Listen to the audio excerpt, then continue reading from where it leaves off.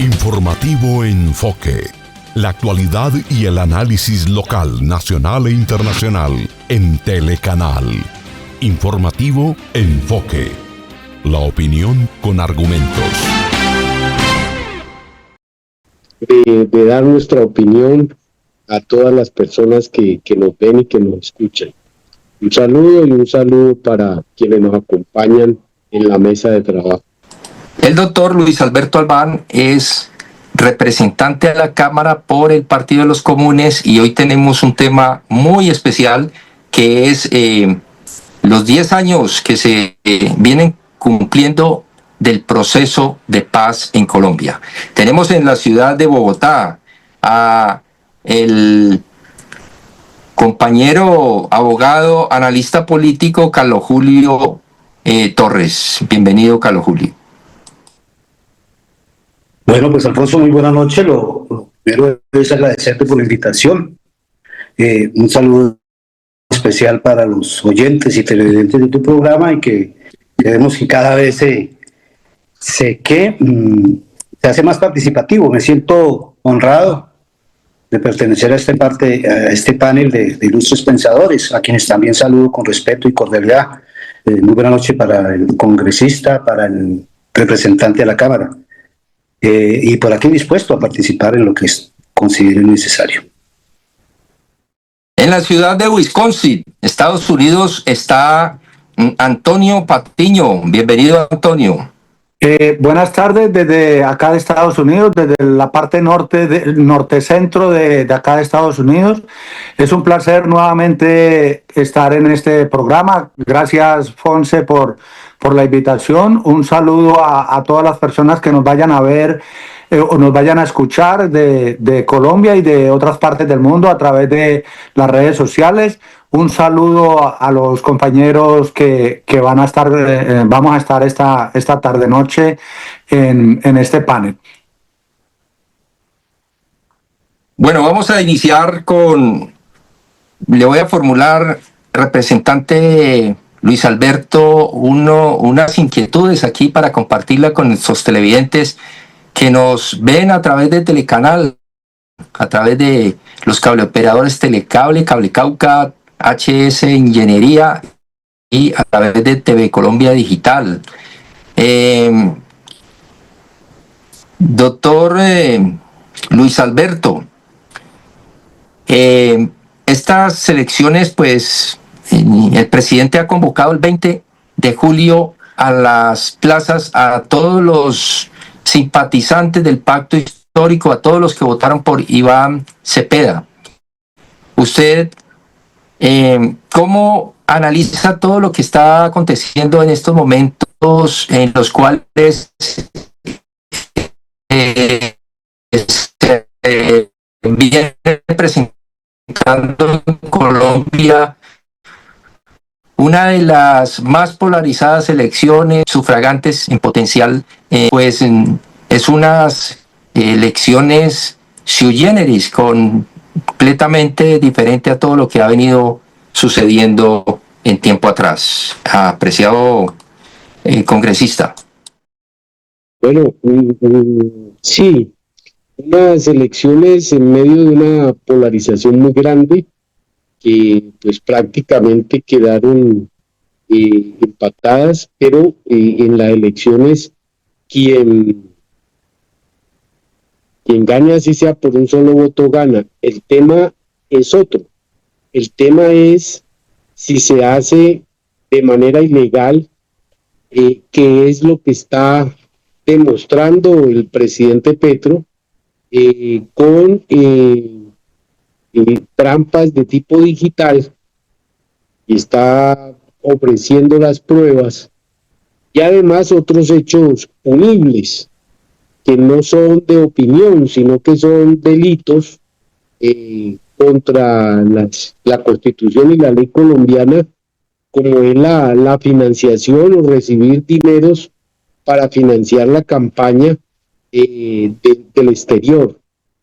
Hay unas pruebas que está mostrando el presidente y está llamando a que el pueblo, más allá de quienes votamos por Iván Cepeda, salgan a respaldar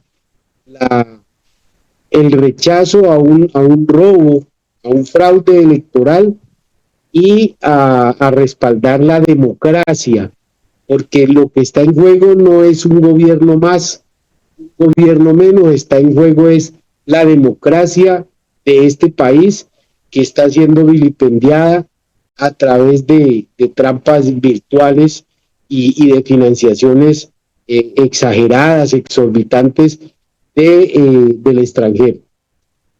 Por eso el 20 de julio hay que salir a respaldar la democracia de este país. No nos equivoquemos, no es a respaldar a Petro, es a respaldar la democracia y a la exigencia de restaurarla, desconociendo esas elecciones. Antonio.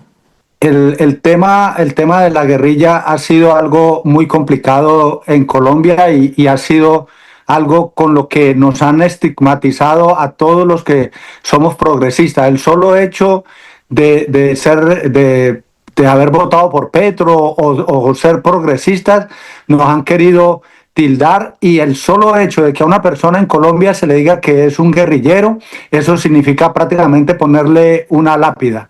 Digo esto porque a mí me tocó vivir de niño.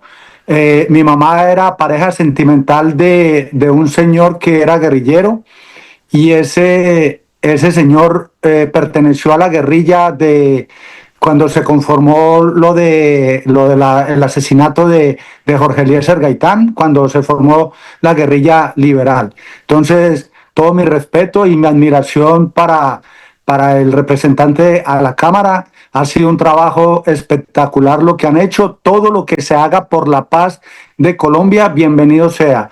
Si nos equivocamos 1000 veces haciendo la paz, volvemos a intentar otras 1000 veces hacerlo. Que me parece excelente que el 20 de julio haya una convocatoria por parte del presidente Petro. Eso lo estábamos esperando hace mucho tiempo, y como dice el señor representante, no vamos a salir a marchar por Petro, sino que vamos a salir a marchar por Colombia, porque nos estamos jugando la democracia y nos estamos jugando el país. Ese es el partido más importante que nos vamos a jugar en este mundial. Bueno, Carlos Julio, estas elecciones y entre otras demandas, una de las demandas que llama poderosamente la atención y que el abogado del doctor Gustavo Petro va a entablar una tutela contra la fiscal. El abogado Alejandro Carranza va a entablar una tutela porque a raíz de que la fiscalía no puso en cintura todos estos epítetos que manejó el candidato Abelardo de la Espriella, pues esto se volvió paisaje, ¿no? Se volvió paisaje, perdón. Estar insultando a la gente, inclusive incriminándola y maltratando. ¿Usted cómo mira esta acción que está tomando el doctor Carranza, abogado del presidente Petro, respecto a acciones que no tomó a tiempo la fiscal general de la Nación desde el punto de vista jurídico? Me perdí, excúseme, Alfonso, me escuché, pero me salí un poquitico del tema. ¿Me quieres recordar, por favor? Sí, le resumo. ¿Cómo desde el punto de vista jurídico, cómo usted ve el actuar del abogado Carranza, abogado apoderado del presidente Petro, en el sentido de que entabla una tutela contra la fiscal por no actuar a tiempo? En el momento en que Abelardo dice hay que destripar a la oposición, eso lo tomaron como una situación que era simplemente el derecho de la opinión, y otras situaciones similares que se fueron acrecentando a tal punto que la polarización en estas elecciones ha sido grande, y mire al punto que hemos llegado. ¿Cómo usted analiza toda esta situación, doctor Carlos Julio? Sí, ya, gracias, te agradezco entonces el darme contexto nuevamente. Pues sí, yo pienso que todo funcionario público, y más un fiscal, está en la obligación de cuando se hacen ese tipo de amenazas contra los ciudadanos, pues debe responder inmediatamente, o cualquier ciudadano estamos en la obligación de denunciarlo y de poner en conocimiento de las autoridades. Pero aquí todos volteamos a mirar para el otro lado, a los medios les pareció muy gracioso y que no tenía ninguna incidencia. Pero claro que sí, y vale la pena conocer pues la acción de tutela que el abogado, el doctor Petro, del Gustavo Petro, pues está en este momento montando contra las manifestaciones y el tipo de campaña que llevó a Abelardo de la Espriella a la presidencia. Ok, de representante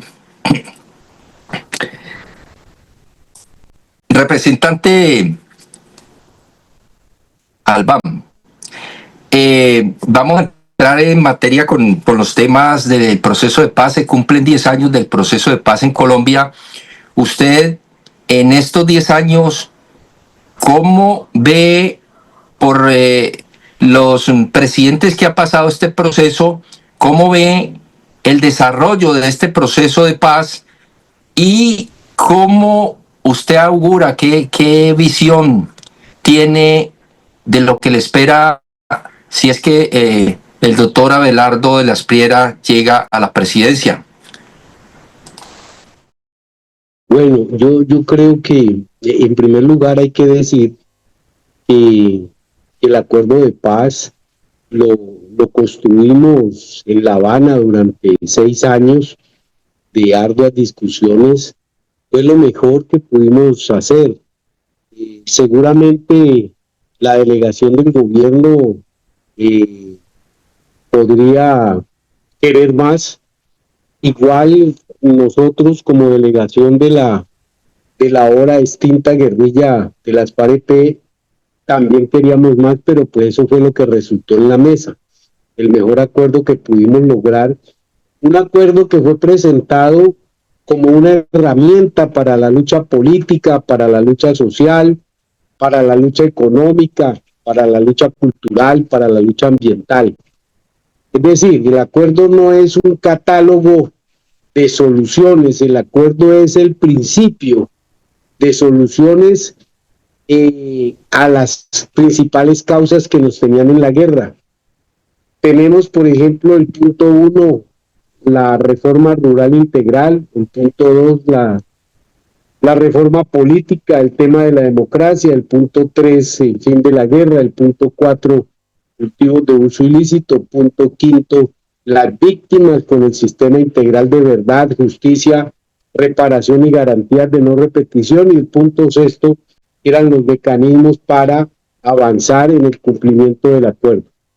Desafortunadamente, 10 años después, el balance no es positivo. El balance no es positivo porque el acuerdo, en primer lugar, se estigmatizó. A partir del plebiscito, del increíble triunfo del no en el plebiscito, también por muy pocos votos, pero cuestión que se subsanó desde el punto de vista legal, porque primero el plebiscito no era vinculante y segundo se hicieron reformas al acuerdo y se pasó por el Congreso de la República. Ese acuerdo ahora es parte de la constitucionalidad del país y también está depositado en el Consejo de Seguridad de la ONU como forma de protección. Pese a esto, pues el acuerdo no se ha implementado de manera integral. Entonces usted encuentra un gobierno de Santos que le quedó faltando muchas cosas por implementar, incluso de la legislación. Mire que hasta este momento, hoy en día, no hemos logrado pasar la ley de la jurisdicción agraria. Por ejemplo, esa es una de las deudas que hay y tampoco hemos podido legislar sobre la reforma política. En segundo lugar, encontramos un gobierno de Iván Duque que durante su campaña pues prometió hacer trizas el acuerdo y lo intentó, no crean que no. El problema es para ellos la fortaleza del acuerdo y la actitud de la comunidad internacional que blindó el acuerdo durante ese gobierno. No lo hizo trizas, pero no avanzó en su cumplimiento y sí sembró una maraña legislativa para impedir que los puntos del acuerdo se pudieran cumplir, se pudiera avanzar en ellos. Llegamos al gobierno de Gustavo Petro, el gobierno de la vida, el gobierno del cambio, y encontramos que tampoco hubo posibilidades de cumplimiento. Se avanzó, por ejemplo, en el tema de la entrega de tierra, punto 1, reforma rural integral, pero el generar las condiciones para que el campesinado tuviese vida digna, eso se quedó debiendo, porque se entregó la tierra, incluso algunos con problemas jurídicos que ya vieron ustedes lo que se está gestando de sacar a los campesinos de esa tierra que se les entregó, sacarlos a la brava. Todos sabemos lo que eso va a generar porque en el centro de los conflictos colombianos ha estado siempre la tierra. Gustavo Petro dijo en algún momento que iba a demandar ante la ONU al Estado colombiano, precisamente por la no implementación del acuerdo hecho con las distintas FARC. Y bueno, efectivamente tenemos esa situación. Es un acuerdo que está satanizado, es un acuerdo que pretende ser desconocido por los sectores de la extrema derecha que consideran que ese acuerdo es una dádiva y no entienden que lo que se acabó con ese acuerdo fue la guerra en este país y no entienden que en estos 10 años salvamos miles de vidas de hombres y mujeres, tanto de guerrilleros y guerrilleras como de integrantes de la fuerza pública y población civil por los niveles de degradación que traía la guerra, que salvamos muchos espacios de biodiversidad y de medio ambiente. Es decir, no entienden la importancia del acuerdo de paz, paz que sí se vivió en 2016, 2017 y parte de 2018, pero que los enemigos de la paz generaron nuevas violencias que son las que tenemos ahora, bastante diversificadas, pero que en un 90% no tienen nada que ver con la insurgencia, porque no tienen ningún sustrato político. Eso que llaman disidencias de las FARC no tiene absolutamente nada que ver con las FARC, porque son bandas que están dedicadas a conseguir dinero. Y ustedes miren, todo lo que es negocio en el campo de la ilegalidad, ahí los encuentran. ¿Y dónde están los planteamientos de la lucha por el Estado? ¿Qué es lo que caracteriza a una guerrilla insurgente? Eso no lo tienen ni lo van a tener, porque no son eso. Entonces, en este momento, a los 10 años, nosotros decimos, mire, todavía tenemos tiempo de implementar el acuerdo.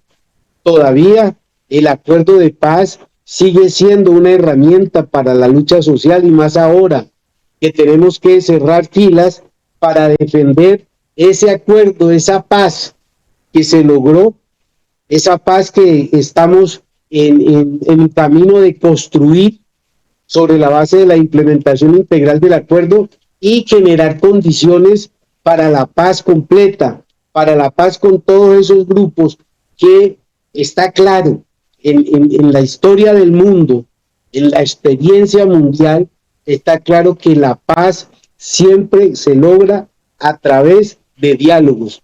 La paz por imposiciones de fuerza no se logra, porque siempre quedan unos rescoldos que más temprano que tarde vuelven a encenderse. En ese sentido, decimos nosotros el acuerdo a los 10 años sigue teniendo plena vigencia y plena capacidad y potencia transformadora de nuestra sociedad.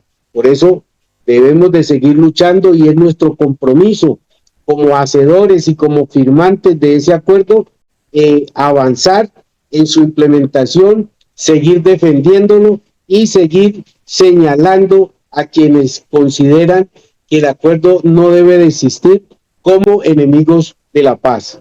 Sí, pero antes quisiera alzar y manifestar que pues que la verdad, la paz y son temas que no son negociables. Y hoy deberíamos todos los colombianos alzar la voz, no solo por un papel firmado, sino por la dignidad de millones de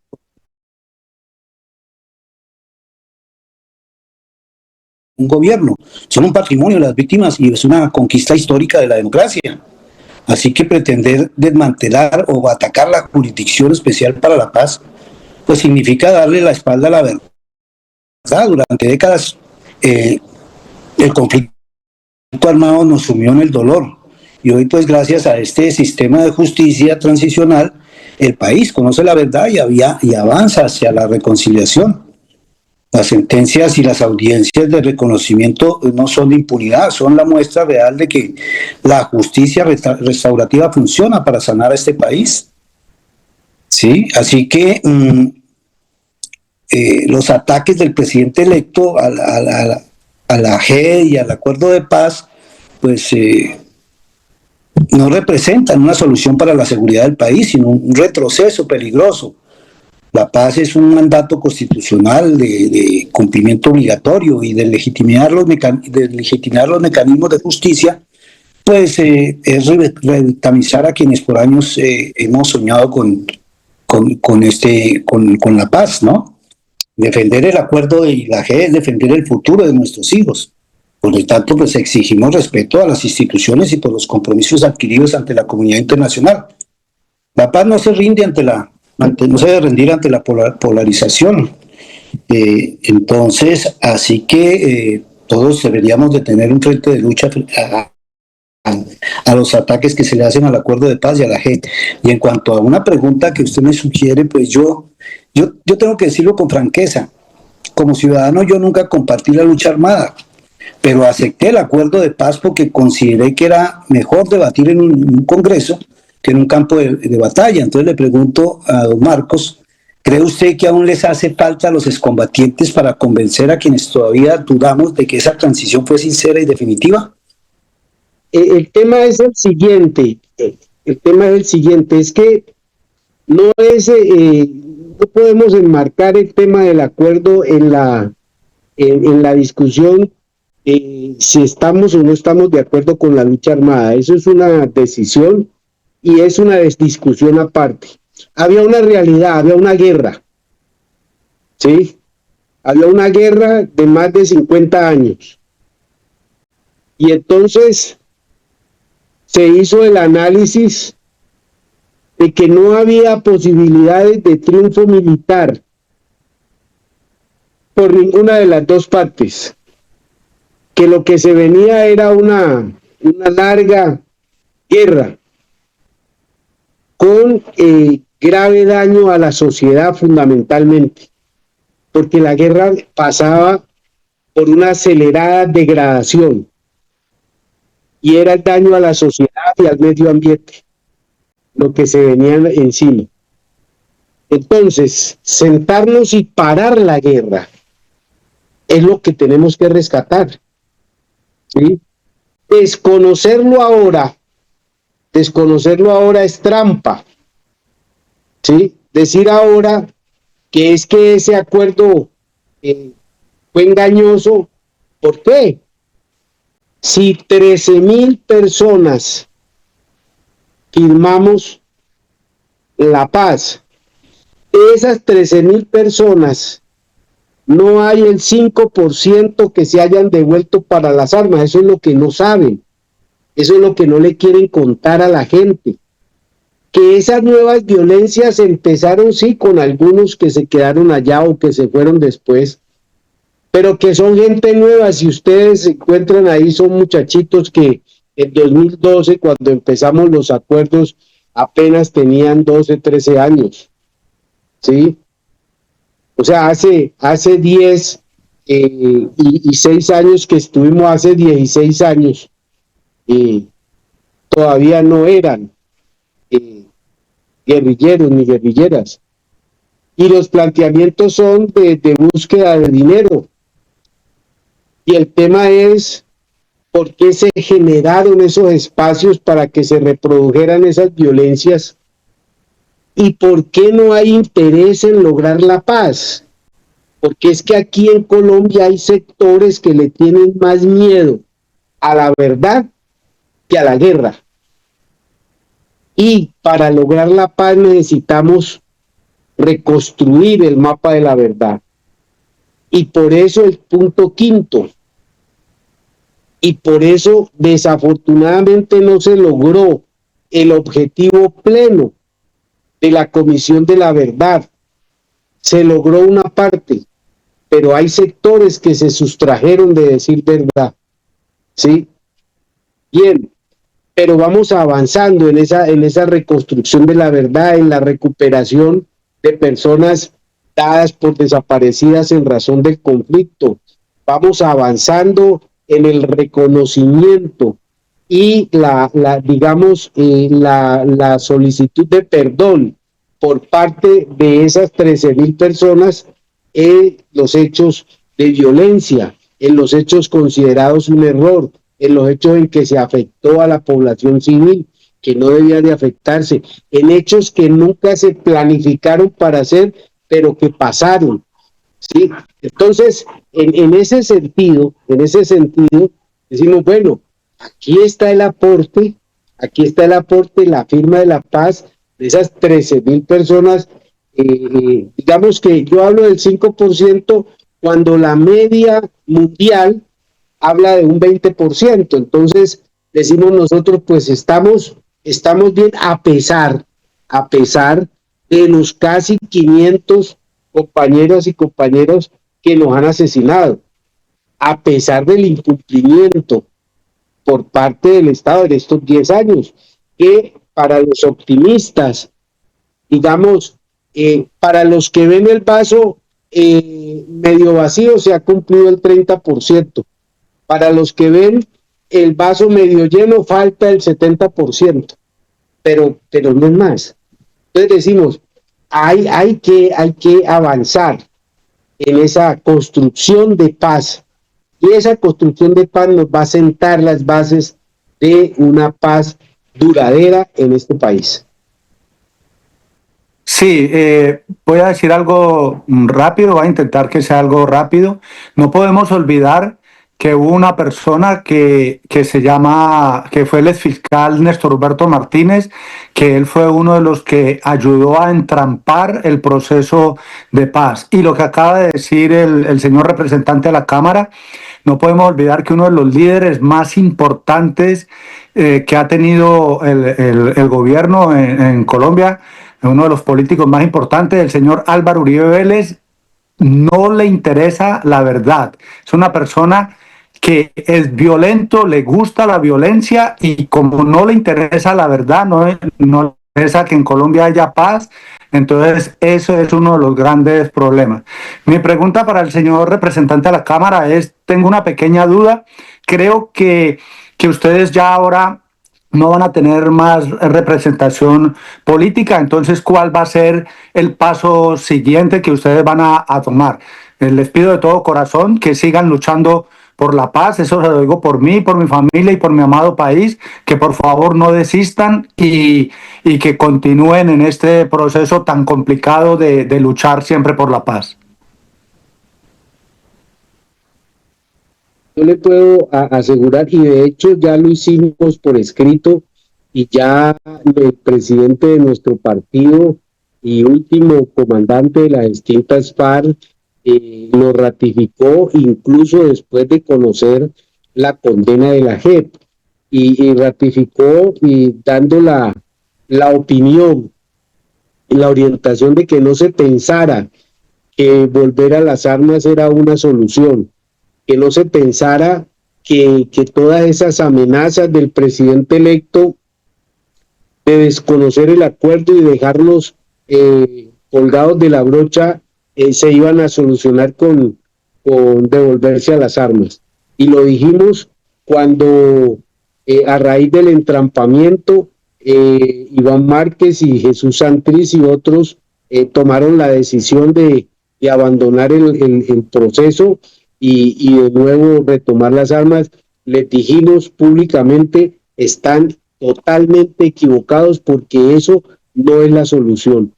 Que nos traten de trampar, que nos entrampen, que no nos cumplan, no se soluciona retomando las armas. Y pues desafortunadamente para ellos la práctica, el tiempo nos ha dado la razón. Entonces nosotros no estamos pensando en eso. Estamos pensando en seguir haciendo lo que hemos hecho toda la vida, que es la lucha política. El tema de las armas no era nuestro objetivo. Las armas nunca fue el objetivo. Nuestra lucha fue siempre una lucha política y ahora lo estamos haciendo desde la legalidad. Nos quedamos sin personería jurídica, pero no pueden prohibir la existencia del partido político. El carácter de partido revolucionario, de organización revolucionaria, no lo da la personería jurídica y persistiremos en esa lucha política, no solamente en el plano electoral, sino en la lucha que representa estar al lado de la gente, tratando de conseguir que los derechos fundamentales sean satisfechos. Esa es nuestra tarea. Elecciones. Bueno, sí, doctor Albana, hay mucha incertidumbre por lo que viene en el gobierno entrante, si es que el señor de la Espriella pues se posesiona, no sabemos qué va a pasar. Lo más probable es que se posesione, pero las metas de él o sus proyectos son renunciar a derechos humanos, a acabar con la JEP, acabar con justicia y paz, con lo que es renunciar a la ONU, la OEA. Esto, dentro del Partido de los Comunes, ¿ustedes qué piensan y cuáles serían las acciones que tomaría la oposición para ese momento? Ya que, pues, una cosa dicen los candidatos, otra cosa hacen los presidentes. Desconocer el acuerdo, acabar la JEP,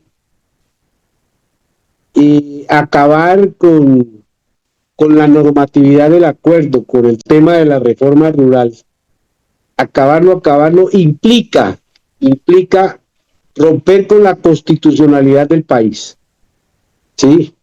Porque eso hace parte del bloque de constitucionalidad. Eso es una cosa. Si la decisión va a ser atacar y romper la Constitución, pues nos pone ese gobierno, si llega a ser gobierno, en una situación. Y otra cosa es decidirse, como lo hizo Duque, atacar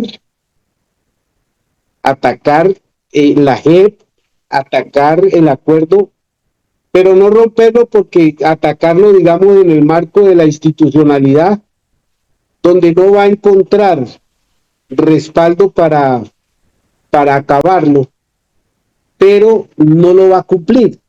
O sea, no va a cumplir con la obligación que tiene de implementar el acuerdo, porque se va a dedicar a atacarlo.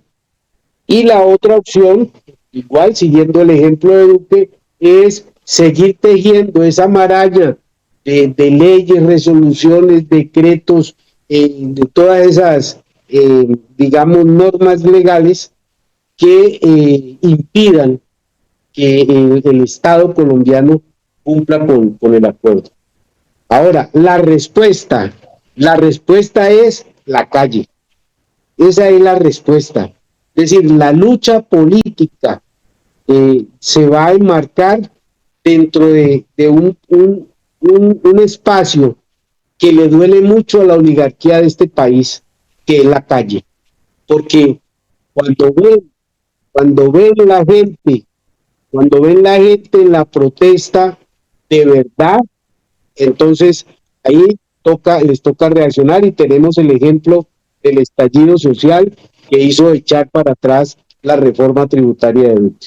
Lo que está haciendo el señor Carlos Antonio Lucio es tratar de simpatizar con esa ultraderecha, con ese movimiento del doctor Abelardo de las Piedras, porque la verdad es que ese tipo de cosas está dándole ese matiz que nosotros estábamos analizando, Carlos Julio, en el programa anterior, y es que se está fallando, todo el mundo está condenando, todo el mundo está actuando como jueces de la República, cuando lo único que tienen que hacer es ir y poner una demanda y esperar que se desarrolle estos acontecimientos, Carlos Julio.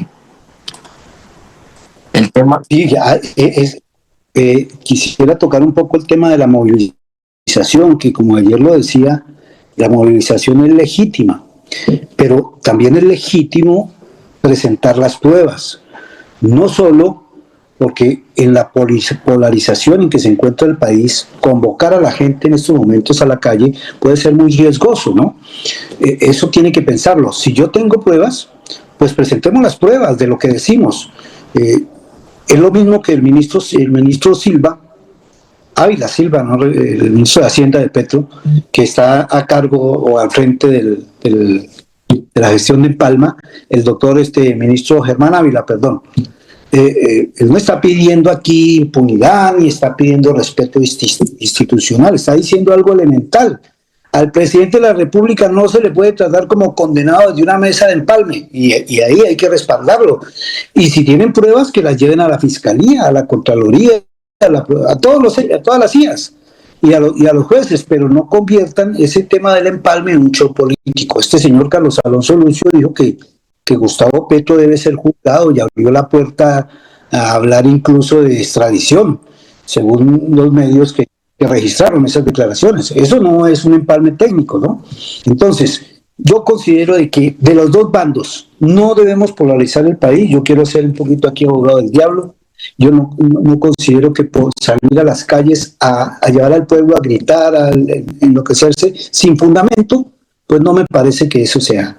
Estoy de acuerdo con la protesta, es legítima, pero el salir a la calle tenemos que salir conscientes, no llevar, como sucedió con muchos de los electores de Abelardo, que no supieron ni por qué votaron. Nosotros tenemos que ser una oposición inteligente y debemos de instruir a la gente para que tomen las decisiones, pero informados. ¿Me hago entender?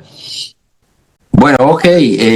Antonio, la misma pregunta para usted. Bueno, aquí pues hay un tema muy álgido, un tema que es ese rifirrafe con improperios, epítetos, y el señor Carlos Antonio Lucio ha tenido un prontuario delictivo, usted ya lo ha mencionado, esposo de la señora Vivian Morales, que fue también fiscal general de la Nación. Háblenos un poquito de este tema, Antonio.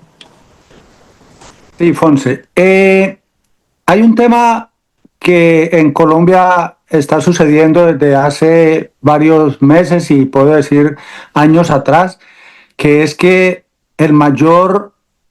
esto lo voy a decir como algo personal y algo que lo he denunciado acá en Estados Unidos. El mayor criminal en la historia de Colombia y de Latinoamérica se llama Álvaro Uribe Vélez. Yo aporté las pruebas acá ante una corte acá en Estados Unidos, en Chicago. Los que están con él, los que lo defienden a él, están ofendidos porque ese señor el año pasado fue llevado ante la justicia y si no estoy mal la fecha, este 24 de julio lo van a presentar por delitos demasiado graves, ya delitos de lesa humanidad. Entonces, el señor Álvaro Uribe Vélez heredó toda esa maldad de un señor que se llamaba Pablo Escobar. El señor Álvaro Uribe Vélez nos puso a nosotros a una marioneta que fue el señor Duque, que nos lo puso de presidente. Y el señor Duque está detrás de Abelardo de las Priellas. A Abelardo de las Priellas se le ocurrió decir que él era el de los nunca. Pues yo no sé qué significará esa palabra, los nunca, porque ahí aparecen personajes como el señor Restrepo, que no podemos desconocer que fue 2 veces ministro en el gobierno de Duque. No podemos desconocer a este señor Lucio. Que él haya sido guerrillero, a mí me da igual, porque todas las personas podemos tener un pasado. Yo creo mucho en Dios, creo en la Biblia, y una de las personas que más admiro en la Biblia es a una persona que lo llamaban Saulo de Tarso y después se convirtió en Pablo de Tarso. Si alguien lee la Biblia, simplemente mire ese personaje de la Biblia y nos vamos a dar cuenta de que todos tenemos un pasado y todos podemos tener un presente y un futuro. Pero es que el señor Lucio es una de las personas que está dinamitando y está llevando a cabo lo que quiere hacer Álvaro Uribe Vélez, el señor Duque y el monigote que pusieron ahí que se llama Abelardo de las Priellas. Ellos lo que quieren es incendiar el país. ¿Qué es lo que sucede? Ellos tiran la piedra y después esconden la mano.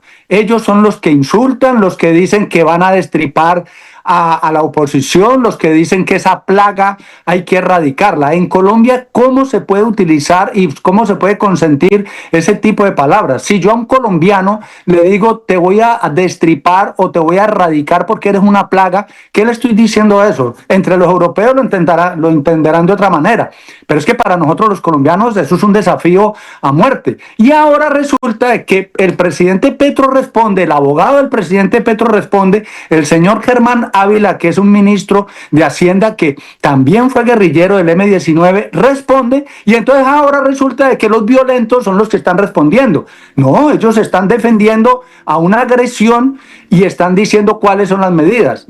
En el tema de lo del empalme, esta mañana el señor Germán Ávila, que es el que está encargado del empalme, lo que nunca se ha visto, que un ministro de Hacienda esté encargado de un empalme, si eso siempre se hacía entre presidentes, y resulta de que el señor Germán Ávila convoca una rueda de prensa para las primeras horas de la mañana y el señor Abelardo de las Priellas, quién sabe quién fue el que le filtró la información de que el gobierno iba a decir que no había más empalme. Y ahí mismo salió Abelardo de las Priellas en su red social como a las 6:30 de la mañana a decir que ellos se retiraban del empalme. O sea, ellos siempre, como digo y repito, tiran la piedra y después esconden la mano y después salen a llorar, a decir cantidad de tonterías y estupideces que no van a lugar. Entonces, la verdad, a mí eso me tiene muy molesto. Vamos a ver en qué para. Y para concluir, el señor Abelardo de las Priellas no es el presidente de Colombia. De momento es electo y le pido a Dios y le pido a la justicia que ese señor no se posesione el 7 de agosto. Porque si ese señor se llega a posesionar, sería lo peor para Colombia y sería retroceder unos 20 o 30 años más. Bueno, doctor Víctor Zúñiga, el tema de el señor Carlos Antonio Lucio y la demanda que contra él ya está el abogado Carranza, el abogado apoderado de Petro, ya va en curso una demanda pues con temas muy gravísimos porque como se dice, ya la copa rebosó. Esta entrevista que concede el señor Carlos Antonio Lucio a la revista Cambio, ahí se despacha a decir cualquier cantidad de improperios, inclusive que lo va a extraditar al presidente Petro y que lo va a juzgar y que lo va a condenar como que si ellos fueran justicia. Es muy lamentable lo que estamos presenciando. Infortunadamente, pues, se ha mandado un mensaje claro por parte del señor de las Priellas cuando decide adelantar un empalme y en contravía pues de esa crítica que están haciendo de no hacer un show. Pues ellos, primero que todo, vienen de una campaña que ha sido todo un show, luces, confetis, una vitrina, inteligencia artificial, pocas palabras serias, etcétera. Y ahorita pues lo que estamos presenciando también es un show que arranca con calificar este empalme como disque anticorrupción. Y paradójicamente, por eso digo que ya envían un mensaje claro a la comunidad, ponen a encabezar al señor Carlos Alonso Lucio, que es una persona que es convicta, que fue condenado penalmente. Es una persona que inclusive al intentar ingresar al país porque estaba prófugo, pues fue detenido y puesto a disposición de la justicia para cumplir su condena, y es una persona que está inhabilitada para ejercer cargos públicos. Y esta persona, de una manera descarada y en contravía, pues dijéramos, de ser un personaje serio, que atienda a un procedimiento que inclusive es reglado, porque eso está establecido en la ley, de cómo se adelantan estos empalmes, pues lo que hace es volver ahí sí esto también un show mediático en el cual va y lanza una cantidad de infundios que rayan en lo delictual en contra del presidente, y obviamente tengo entendido que es el doctor Alejandro Carrasquilla el que ya está adelantando las acciones judiciales correspondientes. Entonces, esto es una prueba más de lo que nos espera, estimados compañeros. Efectivamente, en este proceso de empalme han hecho de todo menos, dijéramos, estar en disposición de recibir el informe que por cada dependencia, por cada cartera tiene que presentar el gobierno nacional, que lo está haciendo de manera seria. Lo está haciendo de manera seria, y tan serio es que decidió hacerlo de manera transparente. Ellos que dijeron que acudir a los medios era de pronto montar un show, como eso ya no les cuajó y el que está en el gobierno todavía es Gustavo Petro y su gabinete, pues entonces ellos dijeron, como quien dice, a mí me importa muy poco lo que ustedes piensen, nosotros como gobierno vamos a transmitirlo para que la gente se dé cuenta. Entre otras cosas, creo que hicimos el comentario, estábamos pendientes de mirar a ver en qué era que iban a invertir 90 millones de dólares en el empalme, porque eso nunca se había visto. 60 millones de dólares, qué pena. Entonces, ahí tenemos esa situación, y todo el tiempo han estado lanzando pullas, inclusive yo creo que ustedes oyeron a Abelardo hablar sobre las condiciones en que recibía este gobierno, y ustedes van a ver, está hablando puras bobadas, o sea, nada serio, nada concreto, todo especulativo, nada que diga es que realmente arrojó esto, porque es que ellos no tienen la forma de decir que es que se encontraron con eso, porque es que todavía no se le ha entregado absolutamente ningún informe porque no han permitido. Entonces, bueno, ahí estamos en esa situación, esperemos que las acciones judiciales surtan efecto. Estamos pendientes pues del tema del señor Luis Guillermo Pérez. Ya sabemos que la primer termómetro nos lo da el resolver sobre si procede o no una medida cautelar. Si no procede, ya más o menos sabemos para dónde va la decisión final en ese caso, y quién sabe para cuándo la vayan a adoptar. Pero lo otro es que lo que ha denunciado el Gustavo Petro recientemente es una cuestión bastante seria, y aquí también lo hemos tratado. Aquí no se trata tanto de los E14, que hay unos tachones y que colocaron 100, 200, no es solamente eso, es todo lo que hay detrás de esos algoritmos que ya lograron identificar de dónde se hicieron los cambios. Ya nos están alertando de que eso fue una cuestión bastante considerable que incidió precisamente en la votación, y esperemos que son de resultados. Pero aquí hay un tema más político que inclusive jurídico, que tienen que sopesar. Ya Petro dijo, yo voy hasta el 7 de agosto, para eso me eligieron, yo ya entrego el informe que vamos a rendir, toda vez que no, o sea, se rompió la mesa y como que no hay condiciones de ellos para respetar esas comisiones. Entonces se le hará la entrega al pueblo, que es al que hay que rendirle cuentas en últimas, de acuerdo inclusive a la Constitución y la ley. Entonces no necesitamos de esas personas para ello. La cosa pinta mal, Creo que no sé si tendremos oportunidad de hablar de lo que ya, por ejemplo, representa el general Mora López, el hijo menor del señor, otro general que estuvo al mando de las fuerzas militares en la época de Mora Rangel, en la época de Álvaro Uribe, inclusive fue embajador. fue una de las personas que quería instituir esas convivir en todo el país con todo lo nefasto que eso fue. Entonces ya hay una línea clara, inclusive quieren reencauchar a otros militares que dice por antigüedad les tocó que salir a no haber sido elegidos como comandantes de ciertas dependencias. Entonces ahí hay unas señales muy, muy claras de lo que nos espera, e insisto, nos espera la cleptocracia de aquí en adelante.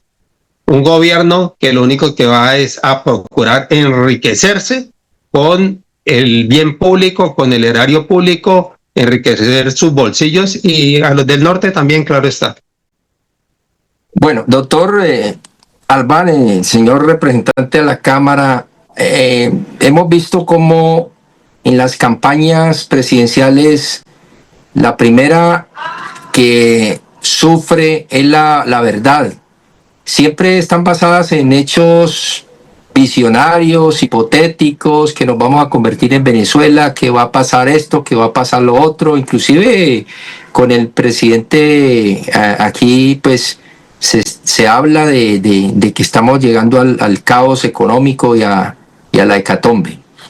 Pero le planteo una inquietud mucho más allá, es el tema de las bombas y los atentados terroristas que se dieron y se llevaron a cabo en época preelectoral y que han sido como un estilo, como algo que se presenta cada que hay elecciones presidenciales.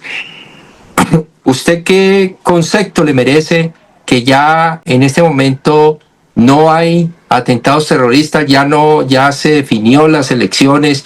¿Cuál es su punto de vista de todo esto, representante Albán?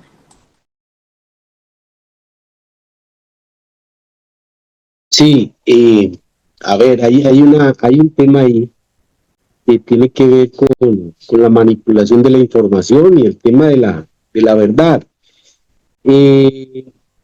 No sé si nos acordamos de que hicieron toda una campaña de que Petro se iba a hacer reelegir. Después que Petro no iba a entregar el 7 de agosto de 2026. Hace unos poquitos meses entonces pusieron el grito en el cielo porque Petro dice que iba a renunciar para unirse a la campaña de Cepeda. Y son mentiras que se tapan con otras mentiras, y estos señores de los grandes medios de desinformación no tienen ninguna vergüenza porque en ningún momento hacen ninguna rectificación. Y eso es un tema que tiene que ver con el llamado marketing político, que digamos es la mala utilización en el sentido de, y lo hicieron en el plebiscito de la paz, en el sentido de decir tantas mentiras que lleven a la gente a indignarse sobre la base de esas mentiras. Y ese famoso, la expresión de uno de esos señores que dirigió el tema en el plebiscito, que decía, es que nuestro objetivo es sacar a la gente a votar emberracada contra el plebiscito. Lo lograron, y lo lograron con una serie de mentiras que son inverosímiles, pero que todavía hay gente que las cree, como pensar que si se aprobaba el plebiscito y se aprobaba el acuerdo de paz, los jóvenes del país iban a ser homosexuales, por arte y gracia, por quién sabe por qué. Y todavía hay gente que lo cree.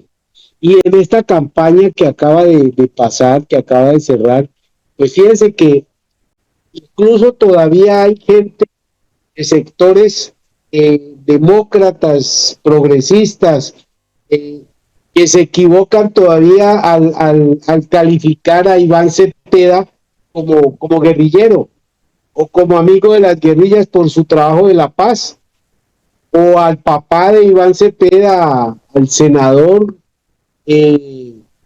Manuel Cepeda Vargas, también como si fuera guerrillero. El voto fusil. Y una de las pruebas que dicen es que hay un frente, que hubo un frente de la extinta FARC que se llamaba Manuel Cepeda, como si él lo hubiera bautizado. Entonces, la verdad, el tema de la desinformación nos está llevando a decisiones equivocadas. Hay ya otros espacios donde surge la información, están las redes sociales, que también se manipulan, ¿sí? Que también les meten mucho dinero y las ponen a decir otras cosas, pero de todas maneras también hay, y es uno de los grandes logros de este gobierno, y es que hay un pueblo que se ha politizado, y hay un pueblo que discute con las noticias, y hay un pueblo que no traga entero. Y ese pueblo va creciendo, esa audiencia va creciendo, y es la que hace que la democracia se fortalezca, porque hay que discutir, no se cree lo que dicen. Entonces, pues vamos a ver, yo lo decía ahora, pues una cosa es lo que dicen, otra cosa es lo que hacen, pero estamos listos para que si lo que van a hacer está en contra de los derechos fundamentales de la gente, pues estamos listos para seguir a pelear, insisto, desde la movilización pacífica. Gracias a nuestros panelistas por compartir sus saberes, sus opiniones en la ciudad de Cali, Dícter Zúñiga, en Bogotá, el doctor Carlos Julio. Carlos Julio, muchas gracias. Muchas gracias, doctor Luis Alberto Albán, por su participación. Muchas gracias, Alfonso. Reitero lo que dije en un principio y gracias por poder expandir a través de sus medios nuestra opinión. Muchas gracias a nuestro compañero en Wisconsin, Antonio Patiño. Un abrazo para todas las personas que hemos participado acá, a las personas que nos vayan a escuchar, un abrazo. Informativo Enfoque. La actualidad y el análisis local, nacional e internacional en Telecanal. Informativo Enfoque. La opinión con argumentos. Y amenazándola.